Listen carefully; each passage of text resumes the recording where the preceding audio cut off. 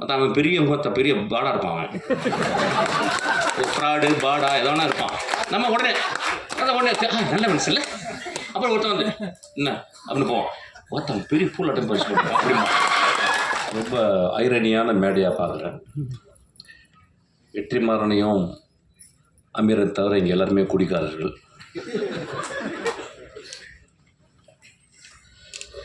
John Vijay இப்போ தான் entry கொடுத்தான். அந்த படம் பார்த்துட்டு என்ன சொன்னால் இன்டர்வலில், அண்ணன் படம் முடிச்சுட்டு எங்கன்னா போகலாம் அப்படின்னு கேட்டேன்.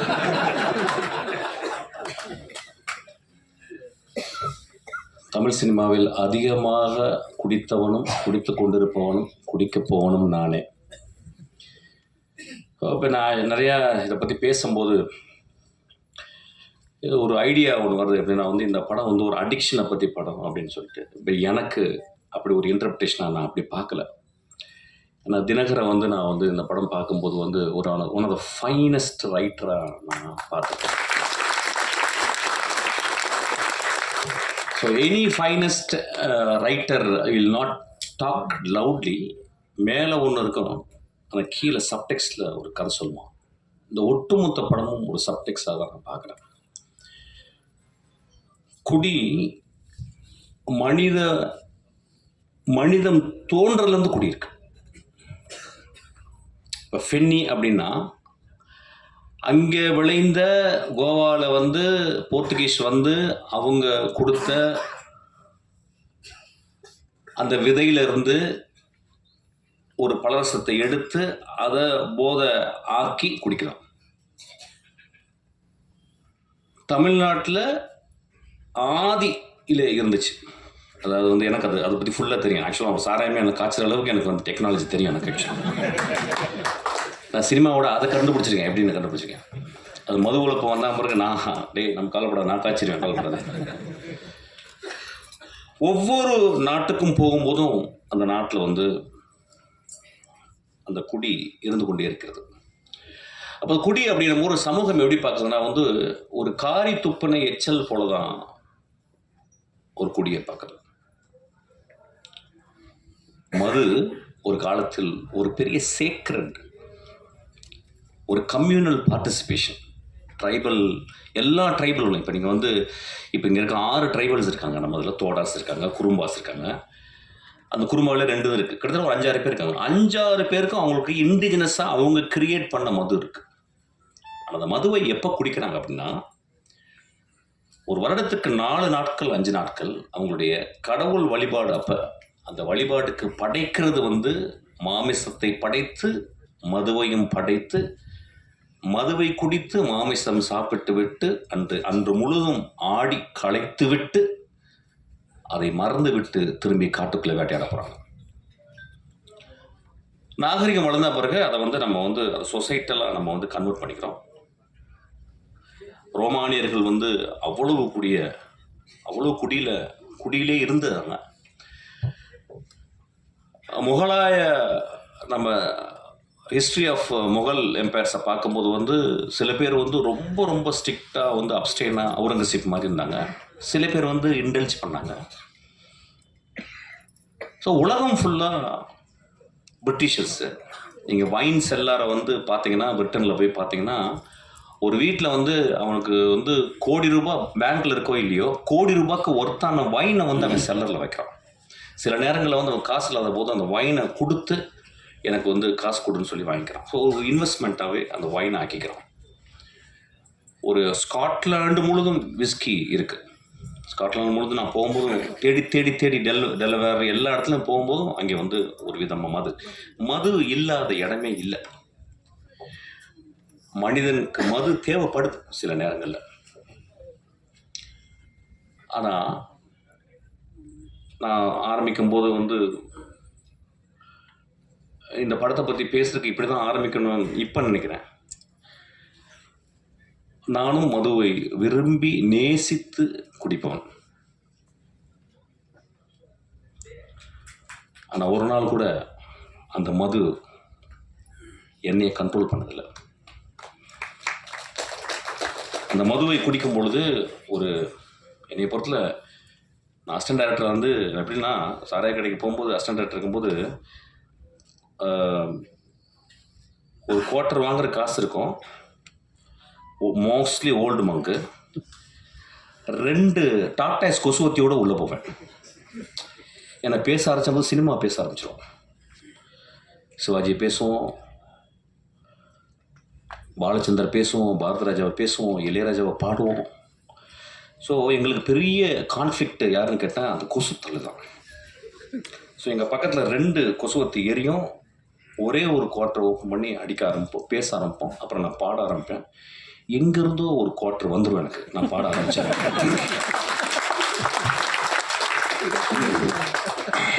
நான் காலேஜில் ஃபஸ்ட் இயரில் வந்து செட்டிநாடு பாலிடெக்னிக்கில் வந்து நான் வந்து அந்த ஃபஸ்ட் இயர் முடியும் போது செகண்ட் இயர் வந்து குடிச்சிட்டு என்ன பண்ணாங்க, என்னை பாட சொன்னாங்க. நான் பாடின பாட்டு வந்து பொண்ணை போல ஆத்தா. எப்படி பாடினு தெரியல, ஃபஸ்ட் ப்ரைஸ் கொடுத்துட்டாங்க எனக்கு. செகண்ட் இயரு முழு குடி. டேய் நீ என்ன பாடல அப்படியா, அப்படி போய் பாடினேன். அந்த பாட்டு அதே பாட்டு தான் பொண்ணை போல ஆத்தா, ஃபஸ்ட் ப்ரைஸு. தேர்ட் இயரும் அதே பாட்டு ஃபுல் குடி, ஃபஸ்ட் ப்ரைஸ். ரொம்ப ரொம்ப ரொம்ப கேர்ஃபுல்லாக இங்கே இருக்கணும். எப்படின்னா, என்னுடைய குடி இருக்கும் பொழுதும் எனக்கு எப்பயும் வாழ்க்கை சந்தோஷமாகவும் ஹோப்பாகவும் இருந்து கொண்டே இருந்தது. இந்த படம் அவன் என்ன சொல்லியிருக்கான்னு எனக்கு தெரியல. அது வந்து I have to go deeply into. I don't want to go because it's my interpretation is very important. குடி கதை சொல்லுங்க, போர் அடிக்குது. ஆனால் கதை சொல்லுங்க, அங்கே யாரும் குடிச்சிட்டு தராங்க.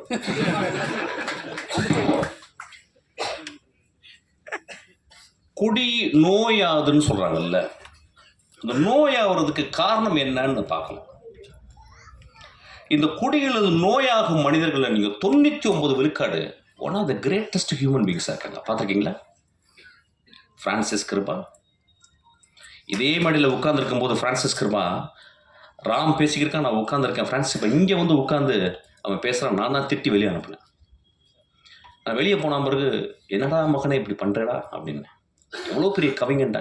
இன்னைக்கு என்னுடைய நண்பன் சங்கர் சுப்பிரமணியம், மிகப்பெரிய எழுத்தாளன், பெரிய கவிஞன். அவன் எழுதின ஒரே நாவலை, ஐ திங்க் கனியே ஏதோ ஒரு நாவலை படிச்சுக்கிருக்கான். எப்படி படிச்சுக்கிருக்கான்னா, விழுந்து படிச்சுக்கிருக்காரு சங்கர். கன்னி என்ற ஒவ்வொரு தடவை வந்து சங்கர் சொல்லிட்டு. இப்போ அந்த மனிதன் அவ்வளவு நுட்பமாக தமிழ்நாட்டில் ஒரு மிகச்சிறந்த எழுத்தாளன், சீக்கிரம் சூரியன் மாதிரி வந்து மறைஞ்சிட்டு போயிட்டான். அப்போ ஏன் அடிக்ஷனுக்குள்ளே போனான் அப்படிங்கும்போது, ரொம்ப ரொம்ப நுட்பமாக கவனிக்கணும். நம்ம வீட்டில் இருந்து ஒரு கிலோமீட்டருக்குள்ள, ஒரு 1/2 கிலோமீட்டருக்குள்ள நம்ம நண்பர்கள் சில பேர் வந்து போகிறதுக்கு காரணம் இந்த சமூகம் கொடுக்கும் அழுத்தம். இந்த படம் பார்த்துட்டு வந்து ரொம்ப கேர்ஃபுல்லான விஷயம் வந்து, என்னுடைய மகனை, எனக்கு மகன் இருந்தால், என்னுடைய நண்பன் இருந்தால் நான் எப்படி பார்த்துக்கணும்னு ரொம்ப முக்கியம். ஒருத்தன் ஒரு குடிக்குள்ள போயிட்டு அவன் வந்து அடிக்ட் ஆகிறான் அப்படின்றது. ஏன்னா எல்லாமே அடிக்ஷன் தான். ஃபோன் அடிக்ஷன், இப்போ நம்ம வந்து வெற்றி சொன்ன மாதிரி வந்து கேட்ஜெட் அடிக்ஷன், இன்ஸ்டாகிராம் அடிக்ஷனு. இப்போ நம்ம இன்ஸ்டாகிராமில் பார்க்குறோம், ரொம்ப ஆச்சரியமான ஃபெனோமெனன் பார்க்குறேன். எல்லா பொண்ணுங்களும் டான்ஸ் ஆடுறாங்க. என்னன்னு புரியல தமிழ்நாட்டில், இந்தியா ஃபுல்லாக எனக்கு புரியல.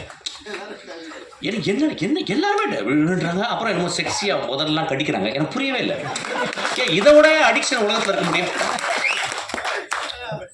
எனக்கு புரியல. ஒரு அழகான பெண், என் மகள், அவ யாரோ ஒருத்தி அழகு லட்சணமா இருக்காள். அவ வந்து ஒரு கேவலமான ஓத்தாங்கம்மா ஒரு பாட்டு இருக்கும். அந்த பாட்டை பாய்ச்சிக்கிட்டு அவ உதரெல்லாம் கடிச்சுக்கிட்டு அப்படின்னு சொல்றல. நண்பர்களை, இதை விட மோசமான அடிக்ஷன் இந்த சமூகத்தில் இருக்கான்னு கேட்கிறேன். அடிக்ஷன் எங்க இல்லை? இந்த வரப்போது இந்த ஐபிஎல் வரப்போகுது, நம்மளாம் அடிக்ஷன் இல்லையே. சினிமா விட்டு அப்படியே நேரம் போய் வாயை திறந்து பார்த்துட்டே இருப்போம். டோனி ரிட்டையரே ஆக போகிறது கிடையாது. டெண்டுல்கர் தொப்பையோடு வந்து ஆடுவார். நம்ம அடிக்ஷன் இல்லையா? இந்தியா பாகிஸ்தானை எத்தனை வாட்டி தோற்றுருக்கோம், ஜெயிச்சிருக்கோம். நாளைக்கு இந்தியா பாகிஸ்தானை நாக்க திறந்து பார்ப்போம் அப்படின்னு பார்க்க போகிறோம். Are we not addicted? சினிமாவை முதல் ஷோ போய் பார்க்குறது அடிக்ஷன் கிடையாதா? ரசிகர் மன்றவங்க பெரிய பெரிய கார்ட்போர்டு வச்சு அதில் பால் ஊற்றுறது அடிக்ஷன் கிடையாதா? எது அடிக்ஷன் இல்லை? எனக்கு கல்யாணம்னா, எனக்கு பட்டு புடவை இல்லைன்னா கல்யாணமே இல்லைன்னு சொல்லி ஒரு பொம்பளை சொன்னால் அதுவும் அடிக்ஷன் தான். when we are so obsessed with something, it is called addiction. நம்ம அடிக்ஷன் நம்ம எப்படி ரொம்ப ரொம்ப அப்படி பார்க்கணும், ரொம்ப கேர்ஃபுல்லாக பார்க்கணும். இது ஒரு நல்ல ஒரு ஆப்பர்ச்சுனிட்டி தான் பார்க்குறேன். அவனுக்கு ரொம்ப ஐ ஷுட் தேங்க் யூ. அந்த படத்தில் அப்படி இந்த நோயின்னு சொல்கிறாங்களா, அந்த அடிக்ஷன் ஆகி நோய் ஆன பிறகு அவங்க திரும்பி வர்றதுக்கு வாய்ப்பு இல்லைங்கும் போது, நிஜ வாழ்க்கையில் நிறைய பேர் அடிக்ஷன் ஆகி அந்த இடத்துக்கு போகும்போது அது அது அது ஒரு point of no return. That is a point. I don't call it is a disease. I may even call it is a noble disease. நான் பார்த்துருக்கேன், ஒரு குடிகாரன் ரொம்ப ரேரஸ்ட் தான். அவன் வந்து யாராவது போய் பொறுக்கி பசங்க குடிச்சிட்டு அடிப்பாங்க. ஆனால் ஒரு வீட்டில் 2 குழந்தைகள், பெண் குழந்தைகள் இருந்து, ஒரு அழகான பெண் இருந்து, அம்மா இருந்து, அவன் குடிச்சிட்டு போய் வீட்டில் கிடக்கிறான். நான் நிறைய பேர் பார்த்துருக்கேன். என்னுடைய மனைவியினுடைய தந்தையார் அவர் அப்படியே அமைதியாக ஈவினிங் வந்து அப்படியே மெதுவாக குடிக்க ஆரம்பிச்சு கத்தாரப்பார். அப்படியே அப்புறம் தூங்கிடுவார். அந்த ஈவினிங் முடியல. நான் பார்த்து, என்னடா அது நல்லா தானே இருக்காரு, காலையில் நல்லா தான் இருக்காரு, மாப்பிள்ளைலாம் பேசுகிறாரு, நைட்டானா அவன் குடிச்சிட்டு. ஆனால் எந்த வச்சுக்க மாட்டேன். நான் அவர் ஒரு படி குடிக்கிறாருல்ல, நான் செஞ்சிருவேங்கனால கொஞ்சம் அவர் பயந்து அப்படி அட்ஜஸ்ட் பண்ணிடல. அப்போ நான் பார்க்குறேன், இந்த சமூகத்தில் யார் குடிக்கார் இல்லை. நான் அதான் சொல்கிறேன், நான் பெரிய குடிக்காரன். ஆனால் எனக்கு பெரிய ஹோப் இருக்கு. எனக்கு மிகப்பெரிய போதை அதை விட இருக்கு. அது சினிமா. மிகப்பெரிய போதை எனக்கு அது இருக்கு. அது வந்து குரசவம். மிகப்பெரிய போதை இருக்கு. ஒருத்தன் இருக்கான் பாரு, இளையராஜான்னு ஒருத்தன் குடிச்சிட்டா. அதுதான் சைட் டிஷ். எனக்குலாம் போட்டு சைட் டிஷ். அதான் மனிதர்களை அதிகமாக குடிகாரன் ஆக்குனதும் அவர் தானே வச்சுங்களேன். ஏன்னா இனிஷியேஷன் அங்கே தான் நடக்கும். ஆக்சுவலி நான் சொல்கிறேன், once in while I just go out. Actually ஏன்னா ரொம்ப சீரியஸாக பேச முடியாது. ஏன்னா திடீர்னு ரஞ்சித் படம் பேசியிருந்தான், என்ன எப்படி பேசுகிறான், சீரியஸாக பேசுகிறான்னு அப்படி I cannot talk that. So பரவாயில்ல, சின்ன கான்ட்ரவர்சி வரேன், அப்புறம் இன்ட்ரெஸ்டிங்காக இருக்கணும் இல்லையா ஏதாவது. அப்போ so we have to think very sincerely. இந்த படம் வந்து எல்லாருமே பார்க்கும்போது உடனே ஒரு கட்டம் கட்டியோ அவன் தான் பயந்துகிட்டே இருக்கான் வயிற்றுல புளிச்ச கரைச்சி 24ஆம் தேதி எல்லாம் குடிகார கதை பண்ண வச்சுக்கிறேன். ஏங்க ஒரு எக்ஸ்ட்ராடனரி ரைட்டர் நான் சொல்லிட்டேன். அவன் எக்ஸ்ட்ராடனரி ரைட்டர் என்ன பண்ணுறான், தான் முதல் படம் எடுக்கும்போது அவன் தேர்ந்தெடுக்கிறான் என்ன கதை பண்ணலான்னு. எப்படியாவது ஒரு குத்துப்பாட்டு வச்சு ஒப்பேத்திடலாம், ஒரு பெரிய தலைக்கு வந்து கதை சொல்லி ஏதாவது பண்ணிடலாம், ஏதோ ஒன்று சொல்லி பண்ணிடலாம், இப்படிலாம். அவன் தன் சமூகத்தையும் தான் வாழ்ந்த இடத்தையும் அவன் சேகரித்த அந்த ஆர்ட் மூலியமா உத்துப்பாக்க தெரிஞ்ச எல்லா விஷயங்களையும் கம்பைல் பண்ணிட்டு யோசிக்கிறான். அவனுக்கு வந்து ஏன் ஒரு மனிதன் குடியால் பாதிக்கப்பட்ட ஒரு மனிதனே நான் புரோட்டாகனிஸ்டாக, நான் ஒரு கதாநாயகன் நான் ஏன் சொல்ல வேண்டும் அப்படின்னா, இந்த பாயிண்ட் ஆஃப் நோ ரிட்டர்னுக்கு போன மனிதர்கள் இருக்காங்க பாருங்க. இப்போ பாருங்க, அந்த நான் சொன்ன அந்த பிரான்சிஸ் கிருபா, அவன் அந்த பாயிண்ட் ஆஃப் நோ ரிட்டர்ன் போய் வர முடியல. 99 விழுக்காடு அந்த இடத்துக்கு போன பிறகு அவங்களால வர முடியல. ஸோ ஒரு குடிகாரர்கள் ஆகுவதற்கு மிகப்பெரிய காரணம் ஒன்றும் இல்லை. கனடா நாட்டில் ஃபர்ஸ்ட் நேஷன்ஸ் அங்கே இருந்த மனிதர்கள், அமெரிக்கா நாட்டினுடைய அங்கே இருந்த செவ்விந்தியர்களை நம்ம போயிட்டு கொன்று இழுத்து அவங்கள ரோட்டில் விட்டுட்டு குடியை வாங்கி கொடுத்தோம். அவன் நிலத்தில் மரங்களோடையும் பறவைகளோடையும் நிலத்துலையும் வாழ்ந்த மனிதனை அவன் நிலத்தை பறிச்சுக்கிட்டு, எப்படி வெள்ளைக்காரன் வந்து நம்ம நிலத்தை பறிச்சான் பாருங்க, பறிச்சுட்டு அவனுக்கு குடியை வாங்கி கொடுத்தோம். நண்பர்களே, நீங்கள் கனடா போனீங்கன்னா இங்கே என்ன ட்ரிபிள் ஏ இருக்குது, அங்கே அவ்வளவு ரீஹாப் சென்டர்ஸ் இருக்குது. காலையில் 7 மணிக்கு 5 மணிக்கெலாம் அந்த குளிர்லையும் அவங்க குடிச்சிட்டு ரோட்டில் கிடப்பாங்க. பனியில் கிடக்கிற ஆளுங்க நான் பார்த்துருக்கேன். ஏன் வந்துச்சுன்னு நம்ம பார்க்கணும். நம்ம ரொம்ப தள்ளி போய்ட்டு ஒரு காரி துப்புற மாதிரி ஒரு குடிகாரம் படுத்திருக்கும் போது அப்படி பார்த்து போயிடுறோம். அவன் ஒருவேளை பிரான்சிஸ் கிருபாவாக இருக்கலாம். பிரான்சிஸ் கிருபா ஏன் அப்படி வந்தான்னா, நீங்கள் பிரான்சிஸ் கிருபாவுடைய லைஃப்பை போயிட்டு நீங்கள் போய் பார்க்கணும். அதுக்கு யாராவது நிச்சயம் ஒரு காரணம் இருக்கும். ஒரு குடிகாரர்களாக இந்த சமூகத்தில் புறந்தள்ளப்பட்டவர்கள், அதுக்கு நம்மளும் ஒரு காரணம் நான் சொல்ல வரேன். அதுக்காக தான் அந்த படம் எடுத்திருக்கேன். அந்த படத்தினுடைய முதல் பகுதியில் வந்து ஒரு கதைக்கு தேவையான எஸ்டாப்ளிஷ்மெண்ட் மட்டும் அவன் பண்ணியிருக்கான். அவன் அது ரொம்ப போக முடியல. ஆனால் அது ரொம்ப எனக்கு வந்து பொருந்தமாக இருந்துச்சு. ஏன்னா குடிகாரர்களை பற்றி நான் பார்த்துக்கிட்டே இருக்கேன். நானே குடிகாரன், எனக்கே தெரியும். என்னையே அப்பப்போ கனடாவில் போய் பார்ப்பேன். ஆக்சுவலாக அந்த மனிதனுக்கு ஹோப் இல்லை லைஃப்பில். ஏன்னா ஒரு கடுமையான வறுமை. அவன் ஒரு பெரிய ஆர்டிஸ்ட். அவன் சொல்கிறான், ஏய் என் வேலையை நீ சொல்லாதறான்றான் குடிச்சிட்டு. ஆனால் குடிச்சிட்டு சொல்கிறான். அவனை யாராவது அங்கே இருக்கவன், அண்ணா நீ எவ்வளோ பெரிய ஆர்டிஸ்ட்னா, ஆனால் சாயங்காலம் குடினா, ஆனால் இந்த ஆர்ட் ரொம்ப முக்கியம்னு. ஒருவேளை அவனுக்கு இந்த சமூகம் சரியான வேலையையும் சரியான அவனுடைய அறிவுக்கு அங்கீகாரம் கொடுத்துருந்தால் அவன் குடித்திருக்க மாட்டான். அவன் ரோட்டில் போய் யாரையுமே அடிக்கலைங்க அந்த படத்தில். அவன் ரோட்டில் போகிற பொம்பளை கை பிடிச்சிருக்கல. தன் மனைவி, தான் கைவிட்டு போன மனைவி இன்னொரு மனிதனோட நிற்கும் போதும் இவன் எழுதின அந்த கதாபாத்திரம் ரொம்ப அமைதியாக இருக்கு. அவன் போய் சட்டை பிடிக்கல. உலகத்தின் மிகச்சிறந்த சீன் அந்த இடத்துல அப்படி நிற்கிறான். அமீர் சொன்னார், ரொம்ப அழகாக சொன்னார். ரொம்ப நுட்பமான மனிதன் அவர் சொன்னார். அந்த மனைவி கேட்குறா, 10 வருஷம் என் ஆசை விட்டுட்டு போயிட்டியேடா. ஏன்னா 10 வருஷம் முதல் நாள்லேருந்து குடிக்கிறேன்னா 10 வருஷம் எங்கள் அப்பா அம்மா பொத்து உன்கிட்ட கொடுத்தாங்கடா, உன்னை நம்பி வந்தேனடா. 10 வருஷம் என் இளமையை இழந்துட்டேனடா. நீ குடிக்கும் போது மட்டும், குடிச்சிட்டு போதை வரும்போது மட்டும் என் பக்கத்தில் வந்து படுத்திருக்கேடா. என் உள்ளத்தை நீ வந்து என்னைக்காவது பார்த்துருக்கியாடா? உடலை மட்டும்தான்டா பார்த்துருக்கேன். நான் சமைச்சு போட்ட மீன் குழம்பை மட்டும்தான்டா ரசிச்சிருக்கேன். என் உள்ளத்தை ரசிச்சிருக்கியான்னு கேட்குறான். ரொம்ப எக்ஸ்ட்ராடனரியான ஒரு இடம். ஆனால் அந்த மனிதன் அந்த இடத்துல ரொம்ப அமைதியாக நிற்கிறான். ஸோ ரொம்ப ரொம்ப careful. Cinema it is not just to portray facts, it's a fictional reality. ரியாலிட்டியோடைய பெருசு நான் ஃபிக்ஷன் சொல்வேன். இல்லைன்னா காஃப்காவுடைய மாஸ்டர்மார்ஃபசிஸை இன்னும் இந்த உலகம் படிச்சுட்டு இருக்குமா? One day Gregor Samsa woke up and found he became a vermin or an insect அப்படின்னு சொல்கிற இதோடவா ஒரு பெரிய ஒரு ஃபேரிடேல் இருக்க முடியும்? ஸோ இந்த படமும் ஒரு ஃபேரிடேலை தான் நான் பார்க்குறேன். ஏன்னா ஒரு நம்ம சமூகத்தில் ஒரு குடிச்சுக்கிறத நம்ம பக்கத்தில் பார்க்க மாட்டோம். குடிக்கிறவன் தன்னை அவனுக்கு பார்க்கறதுக்கு வாய்ப்பு கிடையாது. குடிகாரனோடு வாழ்ந்து கொண்டிருக்கும் அந்த குடும்பம் அவனை எப்படி அவனோட அன்பு செலுத்த முடியும்னு தெரியாது. இந்த படம் அதை சொல்லிக் கொடுக்கும். ஒரு குடிகாரன் இந்த படத்தை பார்த்தால் நான் ஹோப்போட நான் எப்படி வருவேன்னு இந்த படம் கற்றுக்கிட்டான். ஒரு குடிகாரனோடு இருந்த ஒரு மனைவி இந்த படத்தை பார்த்தா, என் மாமாவை, என் அத்தானை நான் பத்திரமாக எப்படி இன்னும் அன்பு செலுத்தி அவனை பத்திரமாக அந்த அந்த பாயிண்ட் ஆஃப் அந்த இறப்புலேருந்து நான் கொண்டு வருவேன்னு இந்த படம் கற்றுருங்க.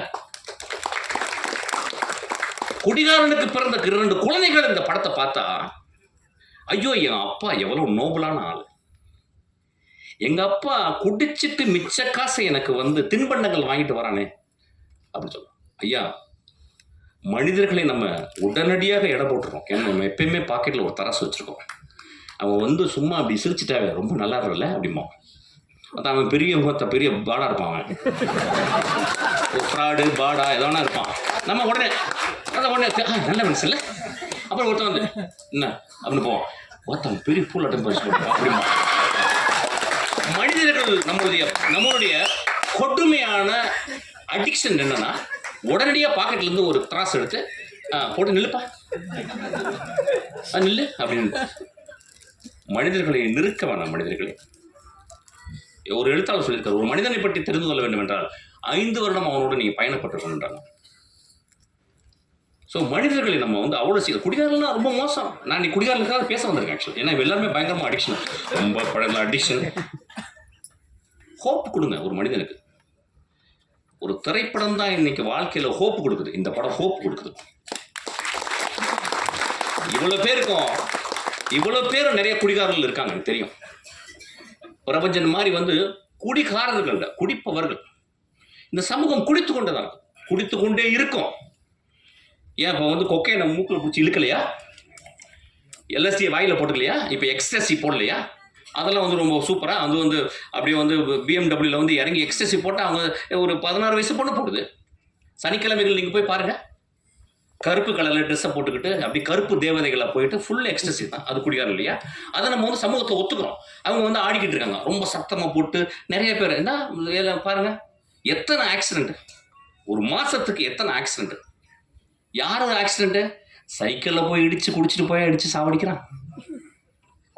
எத்தனை பணக்காரர்கள் தன் மகளும் குடித்து கொண்டு இடித்து போகிறார்கள். அதெல்லாம் தெரியல நமக்கு. குடிகாரில் ரொம்ப ரொம்ப கேர்ஃபுல்லாக பார்த்துருந்தோம். ஹோப், இந்த படம் எனக்கு ஹோப்பாக தான் பார்க்குறேன். சிரிக்காதீங்க, அது உடனே ஜோக் ஆக்கிடுங்க. இந்த படம் அப்படி தான் நான் பார்க்குறேன் இந்த படம். அப்போ திரும்பி அதாவது இப்போ மிஷ்கின் வந்து பேசினது அது கொட்டுக்காலிக்கு அப்படி தான் பேசினேன். கொட்டுக்காலிக்கு பேசிட்டான், இதுக்கு பேசிட்டான். வேற என்ன தலைவர்கள்லாம் நடிக்கிற படத்தையே போய் பேச முடியும்? நான் சமூகத்தில் ஹோப்போடு வாழ்ந்து கொண்டிருப்போம்.